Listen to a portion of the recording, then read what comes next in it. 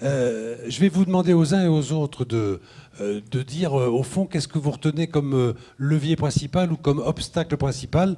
Et je vais commencer avec vous, Gaël Agnard, s'il vous plaît. Gardez donc votre micro en main.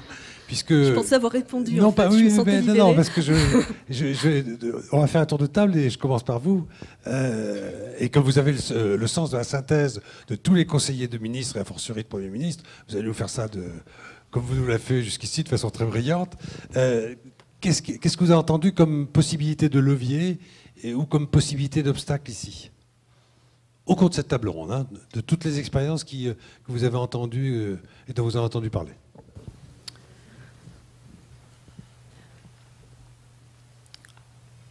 En termes de, mais j'ai l'impression que je vais me répéter, mais en termes de levier, j'ai l'impression que la démarche prend, c'est-à-dire qu'à la fois les agriculteurs sont intéressés à la démarche, les groupements également, les instituts de recherche, les partenaires. Donc j'ai l'impression qu'il y a quand même une volonté de creuser le sujet. Et tout le monde en parle. Et tout le monde en parle. Absolument, absolument. Donc ça, c'était pour moi le principal levier. Il y a le levier économique dont j'ai également parlé. Je pense aussi que un des leviers sera sans doute de voir comment cette démarche est appropriée par l'aval. Je pense que ce sera Alors, on a entendu parler d'obstacles culturels d'une certaine manière. Et puis, il y a peut-être aussi celui de la transmission. C'est passé très très vite dans un indice de transmissibilité. Mais au moment de la transmission, si c'est un obstacle, ça va être un obstacle à tout. Donc, il va y avoir des financements à trouver pour des sommes considérables à débloquer. En termes de transmission, oui. Je dirais que la transmission peut être à la fois un obstacle et puis une chance, dans le sens où la transmission, c'est aussi des jeunes parfois qui reprennent des exploitations avec un savoir-faire et puis des projets nouveaux. Donc ça peut être aussi une chance de développer ce genre de démarche. Après, il y a le sujet de la transmission en général et du profil des exploitations qui change, mouvement qui peut d'ailleurs effectivement prendre une autre dimension avec les modifications de politique à venir. On a des exploitations de plus en plus capitalistiques. Donc ça, je pense que c'est un véritable chantier qui est assez lourd d'ailleurs à ouvrir sur effectivement les outils de financement et la manière d'accompagner ces transmissions. Mais encore une fois, je n'ai pas de réponse plus précise. Merci, c'est déjà très précieux. Merci beaucoup. Vous l'applaudissez. Et pour raison, merci beaucoup. Jacques Morino, je reviens à vous, et, comme à tous les autres. Reprenez donc un micro, s'il vous plaît. Parce que vous avez beau avoir l'habitude de parler fort dans les champs, ça ne va pas vous aider là. Dans tout ce que vous avez entendu, qu'est-ce qui vous a interpellé, fait dire ouais ou bah non? Et puis, réponse à la question, quel levier, quels obstacles pour vous? Quel levier, le principal? Quel obstacle, le principal? Moi, je ne suis pas forcément dans cette démarche-là. Pour commencer, donc les leviers. Vous allez vous faire poursuivre, dit Christiane Lambert, qui en parle de connaissance de cause. Si c'est les leviers, si c'est en gros, moi ce qui m'interroge, c'est si c'est remplacer des intrants chimiques pour remettre des intrants technologiques, ça m'intéresse pas. C'est pas ce que j'ai entendu. Non, mais c'est un point de vue, un risque sur ce genre de choses. Vous serez un obstacle, vous, à ça, si on veut des intrants technologiques. Voilà, on a compris. Non, mais on les utilise, c'est pas ça, mais c'est de... je sais pas comment dire ça, mais c'est pas... cette démarche-là m'interroge, comme d'autres interrogent. Maintenant, j'ai pas un avis... l'avis... L'autre risque aussi, c'est de mettre encore un truc de plus dans la nature. Ouais. Et le risque, bon, là par contre, je ne vais pas répondre forcément à une question, mais à une question qui m'interroge, moi, sur l'AEI, c'est il y a des réseaux qui existent, créer encore un autre réseau, il y a des financements qui ne sont pas extensibles, des réseaux qui ont fait un travail depuis 20 à 30 ans risquent d'en souffrir aussi, quoi. Je n'ai pas de réponse. Non, mais ça fait penser à quelqu'un qui disait « Vous n'avez pas répondu à ma question » et celui à qui on disait ça dit « Oui, mais c'est ma réponse ». Vous voyez à qui je fais allusion. Merci quand même. J'ai essayé. Christiane Lambert. Alors. Même question. Alors moi, je vais répondre à votre question. Mais comme je vais me permettre 2 leviers, 2 obstacles. Très bien. Premier levier, l'innovation. Les agriculteurs ont besoin, y compris ce que fait Jacques Morino. Hein. Bien sûr, toutes les innovations. Deuxième chose, Alors, je ne vais pas vous dire la parole, sinon vous allez dire elle exagère, je vais vous dire le dialogue. Alors, c'est la parole concertation, et le dialogue. le fait de faire circuler l'information, Voilà. de discuter.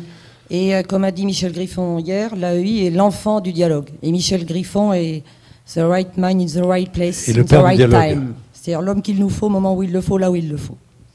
Merci. Obstacle. Alors là, j'hésite entre Roger Le Guen et Nietzsche. Parce que Roger Le Guen est sociologue ici et Nietzsche a dit « Le plus dur, ce n'est pas d'adopter des idées nouvelles, c'est de quitter les idées anciennes. » Et qu'est-ce qu'il est dur de quitter les idées anciennes, qui sont parfois des certitudes, qui sont parfois la conviction qu'avant c'était mieux, la nostalgie. Voilà, moi je suis pas à l'aube, au crépuscule, à je sais pas quoi. Je suis pragmatique et je vois qu'il y a encore beaucoup de gens qui traînent les pieds. Et donc le deuxième obstacle, vous le retiendrez, ce sont les grognous. C'est ce que c'est les grognous en Anjou? Les gens qui grognent. Voilà, c'est les gens mécontents, c'est les gens qui disent on devrait faire autrement, on pourrait faire autre chose. C'est ben les gens mais qui on disent est là, Nietzsche on fait vaut. ça, on peut faire ça maintenant, donc faisons-le. Et puis si on est nombreux, c'est bien, parce que moi ça m'encourage. Et l'enthousiasme que nous avons à l'association AEI, je crois qu'il est partagé, et puis ça c'est un vrai réconfort. Merci. Merci bien. Christian Rousseau, à vous. Alors les leviers, pour moi c'est l'argent. Je suis un peu pragmatique, Oui. excusez-moi, mais non. Je crois que ce qui nous est aujourd'hui opposé à l'agriculture, il faut, au contraire, il ne faut pas saisir ça comme une contrainte, il faut saisir ça comme une opportunité. On a une formidable opportunité dans ce début du XXIe siècle pour développer l'agriculture et développer une agriculture nouvelle. Et moi, ce qui m'intéresse, c'est de vivre l'avenir. Parce que, comme disait un philosophe dont j'ai oublié le nom, ce qui m'intéresse, c'est mon avenir parce que c'est là que je vais y passer le restant Rousseau. de mes jours. C'était Rousseau. C'est Rousseau, Jean-Jacques. Bon.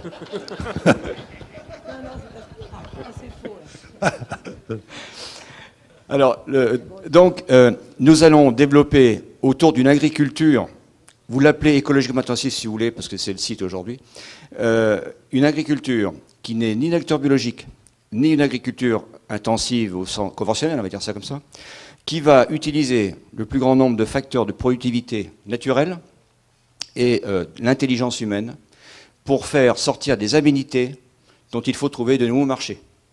Et ces aménités, elles auront un prix, et chaque aménité, il faudra savoir la vendre. Alors maintenant, les freins, Christiane l'a dit sous des meilleurs termes que moi, c'est la routine, bien entendu, parce que ça, c'est un poids énorme qu'on traîne. Hein, les gens regardent derrière plutôt que de regarder devant. Et donc la difficulté, ça va être que les agriculteurs sont des gens extrêmement innovants, extrêmement audacieux et astucieux, sauf que ce ne sont pas des marchands. Et qu'à chaque fois, et Maximilien pourrait vous le dire, à chaque fois qu'un agriculteur a une bonne idée, il se la fait piquer par un marchand qui lui fait la valeur ajoutée sur la bonne idée du paysan et il lui paye le prix qu'il faut pour qu'il ait né hors de l'eau. Mais ce que vous nous avez expliqué sur la prise de conscience de vos mandants montre qu'ils vont être marchands aussi. S'ils lèvent le nez à ce point Oui. de leur précaré, sur lequel ils ont un regard très pertinent, intelligent, technique, enfin, tout ce qu'on veut, mais s'ils lèvent le nez au-delà, hier Marcel de Ressac, vous l'avez peut-être entendu, expliquer qu'on pouvait toucher des achats de réserves de carbone. Bon, on pouvait payer des services environnementaux. Si on commence dans ces raisonnements-là, il va y avoir de l'argent et il y aura d'autres raisonnements. Oui, sauf qu'il y en a qui ont aussi entendu ça et qui sont des marchands et qui vont essayer de nous piquer les bonnes idées. Donc c'est une question de rapport de force Et des coms au et de passage. course de vitesse. Bon. Donc il faut vraiment que les paysans relèvent la tête. Hein, Et qu'ils se mettent à courir vite. Et qu'ils nous écoutent, parce qu'on va leur dire des choses intéressantes. Mathieu Archambault, même question. Mais oui, allez-y, applaudissez-les. Vous réfrénez pas, c'est le moment. Même question. C'est-à-dire? Les leviers, les obstacles. Alors, Christiane Lambert, 2 leviers, 2 obstacles. Vous, 1 levier, 1 obstacle. Alors, je vais commencer par le levier. Enfin, je pense que aujourd'hui, les changements peuvent intervenir très rapidement. C'est-à-dire qu'on parlait tout à l'heure de Mazoyer et puis on a dû attendre 1 ou 2 siècles pour que ça change. Aujourd'hui, en quelques années, on voit que les changements de système sont extrêmement rapides au niveau de les couverts végétaux. On s'est posé la question en 2003. 4 ans après, on sait à peu près comment faire un peu partout en France. C'est pareil sur le semi-direct, c'est pareil pour le bas volume, etc., etc. Donc ça c'est vraiment là. Puis les moyens de communication aujourd'hui sont extrêmement importants, vidéo, Internet, etc. Moi, le principal obstacle que je vois, c'est le manque de vision. C'est-à-dire qu'aujourd'hui, on ne sait pas, il n'y a pas de vision globale de l'agriculture. Vers où est-ce qu'on veut aller? Quel est le projet de la France et de l'Europe? On voit sur le terrain en fait des oppositions entre les tenants de la protection des écosystèmes qui ont raison d'une part et qui ont peut-être un petit peu tendance à avoir un repli sur soi. Et puis de l'autre côté, les tenants de quelque chose de dynamique, d'une vision, on va dire, concurrentielle, économique, mais qui n'intègre pas la vision on va dire écologique. Bon, moi, je pense que accoler agriculture écologiquement et intensif, c'est très très intéressant parce que tant qu'on n'aura pas résolu la différence de potentiel, tant qu'on n'aura pas défini un projet commun, il va pas se passer grand chose. Enfin, où il va pas se passer grand chose, je sais pas. Ça correspond exactement à ce que vous nous disiez tout à l'heure, ça. Il suffit de décider qu'on va arrêter de faire quelque chose et après on résout.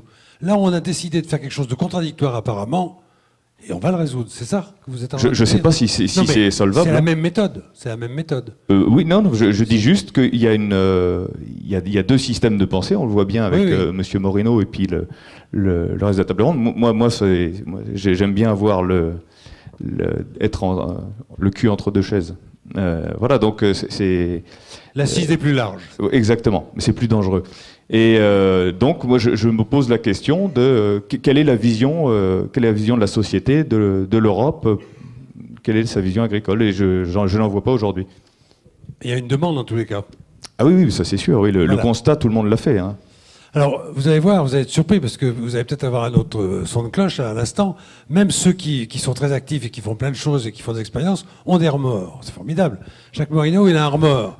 Il s'est dit, bon, il est en train de me faire quoi tout à l'heure mais non, il a compris qu'il croyait que j'allais finir par lui. Non, je finis pas par lui. J'avais compris que le tour de table finissait. Voilà. Non, c'est pas fini. Attrapé, alors, vous répondez autrement. Un seul frein et un seul levier pour garder le privilège de Christiane Lambert. Un frein, c'est entre autres, c'est la multiplicité. Quand on est sur la multiplicité de production, c'est la commercialisation de cette multiplicité. Et on est habitué au blé, maïs, orge, colza, en gros, tournesol. Et il y a d'autres moyens de nourrir les animaux. C'est une plante qui est géniale, c'est le triticale entre autres, mais les agriculteurs ont du mal à la vendre parce que ça représente des lots, etc. Enfin bref. Pardonnez-moi, j'ai pas entendu. Ça représente des petits lots pour les coopératives, donc ça les intéresse pas. Triticale. C'est un croisement du blé et du seigle. Qui est une plante qui sans un Bon, tout le monde sait ça ici, donc excusez-moi. Voilà. Voilà. Donc, il y a plein d'autres plantes qu'il faut quand on propose 3 tonnes de sarrasin à une coopérative et elle ouvre des grands yeux, quoi. C'est-à-dire que il faut que les circuits de commerce, nous on les a squeezés en vendant directement aux meuniers. Etc., pour pouvoir trouver à toutes nos cultures des bouchers. Et après, les leviers, je vais en citer un quand même qui est important, c'est les aides-PAC. La façon dont on attribue les aides-PAC est un énorme levier et c'est un moyen financier. On sait très bien que les paysans ils sont sensibles aux moyens financiers qu'on leur donne. Donc selon PAC 2013, après, comment sera la PAC, comment sera l'agriculture. Merci Jacques Morino. Alors, Laurent Lapchin, puisque j'ai commencé par Gaël Reynard, ça revient naturellement à vous. Quel est votre levier quel est votre obstacle? Écoutez, il y en a toute une série, bien entendu. J'en choisirai un de chaque. En matière de levier, vous ne serez pas surpris par rapport à ce que j'ai dit tout à l'heure, c'est l'intégration des regards. Donc intégration des regards dans la science entre les différentes disciplines, on en a parlé, intégration des regards dans la société, intégration des regards entre les agriculteurs eux-mêmes. Entre les agriculteurs eux-mêmes, etc. Bon, ce niveau d'intégration. Et puis sur les obstacles, j'en choisirai un dont on n'a pas encore parlé, mais un peu pour le fun, c'est la durabilité de la durabilité.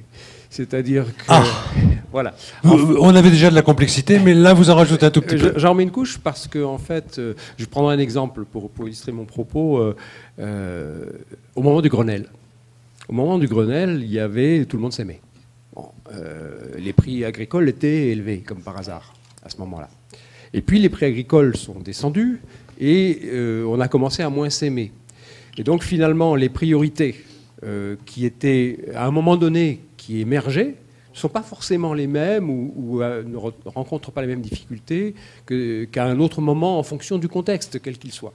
Donc, pour nous, en particulier, c'est une clé pour la science parce que rien ne se fait à court terme en recherche. Et donc, maintenir un cap,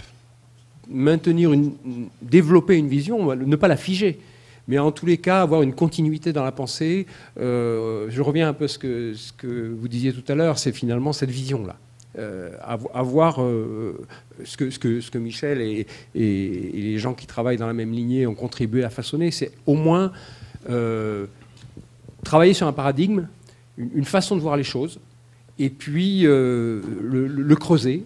Alors après, il évolue, mais en tous les cas, on garde une ligne, quoi. Et ça, c'est extrêmement important. Vous utilisez le mot cap qui sert souvent dans les grandes entreprises à commencer l'intitulé d'un plan de réduction de coûts. Christian Rousseau a évoqué tout à l'heure un parallèle entre Airbus et puis les productions agricoles. Les Airbus ont fait tout le temps baisser les coûts, les prix de revient, parce que c'est la loi du marché industriel. Vous avez une vision là-dessus? Est-ce que l'agriculture peut, elle aussi, entrer dans ce processus-là, ou est-ce qu'il y a des paramètres qui font qu'il faut absolument qu'elle y échappe parce qu'elle va en être étouffée? Ça dépend de ce qu'on appelle coût. D'une part, il y a un impératif, c'est de nourrir la planète. Et ce qui va se passer dans les décennies qui viennent, c'est pas facile à gérer. Et puis d'autre part, qu'est-ce qu'un coût et jusqu'où on va dans l'évaluation d'un coût? Bon, je ne vais pas revenir sur ce que je disais tout à l'heure sur les services écosystémiques, mais il y a des choses qui sont mesurables en termes de marché existant. Il y a des choses qui sont envisageables sur de futures façons d'organiser les échanges. On parlait de la taxe carbone ou d'équivalent en matière de biodiversité. Bon, et puis il y a des choses qui ne seront jamais mesurables, ou en tous les cas dont la valeur change en fonction du contexte. Exemples. Par exemple, prenons les valeurs de la biodiversité. D'accord. Il y a une tentative maintenant de la chiffrer. Oui, bien sûr. Et il faut le faire pour avoir des étalons de travail.